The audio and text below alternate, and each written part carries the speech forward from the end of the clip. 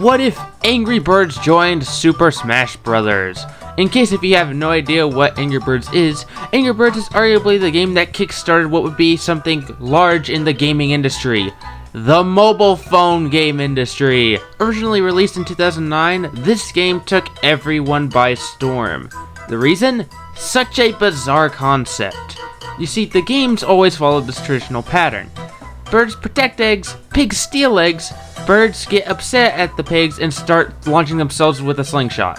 Oh, I forgot to mention, they're extremely angry. That's a key detail there. But today we're not talking about what if the birds kept fighting the pigs, but rather, what if the Angry Birds fought everyone in Super Smash Bros? And so that's what this video is going to be talking about today. Now just to clarify, within the series I'm not going to be going super in depth over their moveset. Like, I'm not going to be saying how much they weigh in Smash or how powerful their attacks would be, but rather I'm just going to be talking about their special moves. I'll also be talking about potential alternate costumes or characters depending on which character I'm talking about, as well as a song selection and a stage fitting for the character.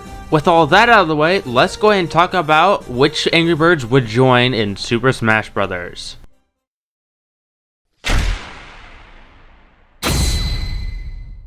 Now the character of choice would obviously be the default bird, aka the bird almost everybody knows when they think of Angry Birds, Red. In the games, Red is a red cardinal, as to be expected, but he is the first Angry Bird who ever had an anger problem, as shown in the Angry Birds movie.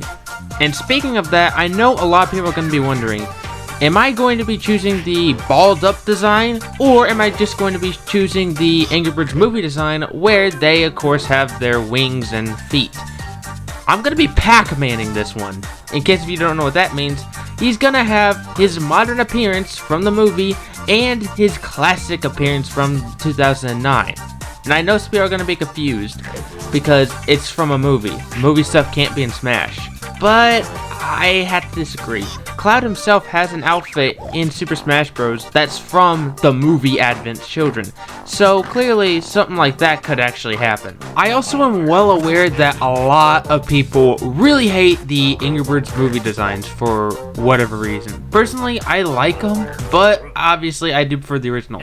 And that's the big reason why I think they would go with both. But let's go ahead and talk about his alternate costumes, or in this case, colors. It has him don pink feathers. This is a reference towards the character Stella, who has a bubbly personality, quite literally. The next costume makes Red's feathers all yellow, as well as a little bit of white. This is a reference towards the fast canary Chuck.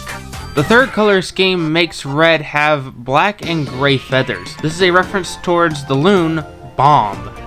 The fourth color scheme gives Red blue feathers, surprisingly, and that's a reference towards the characters, or the triplets I should say, the Blues. Although I think some people might say it also references Tony from Angry Birds Seasons, as well as Icebird from Angry Birds Space. The next color scheme gives Red green feathers, and this is a reference towards the toucan Hal, aka the most annoying bird I have ever seen. I mean, what ability is this? The next color scheme gives Red orange and black feathers, referencing the character Bubbles. The final color scheme gives Red white and slightly gray feathers, as well as some pink feathers as well. This is a reference towards the white chicken Matilda, the most pacifist Angry Bird out of them all. Well, sort of. But now, let's talk about what you all are really here for. The special moveset. Now, as previously mentioned, we are not going to be talking about the jabs, the aerial attacks, or the smash attacks, but rather we're going to be talking about the special moves. Now, this is subject to change for future videos, so just have that warning out of the way. For Red's neutral special, he gets a mini slingshot and shoots the blues. Just simply tapping the button only shoots one blue, but if you hold it down, it'll shoot the blue bird faster and more stronger. It's also a projectile, which means you can reflect it if you're Mario or Fox. However, press the B button again, and poof! 3 of them appear now. While Red holds the slingshot, you can actually move it slightly up or down, which means you can aim it any way you want, except for backwards, you can't do that. For the side special, it's actually 2 specials technically. One while on the ground and one on the air.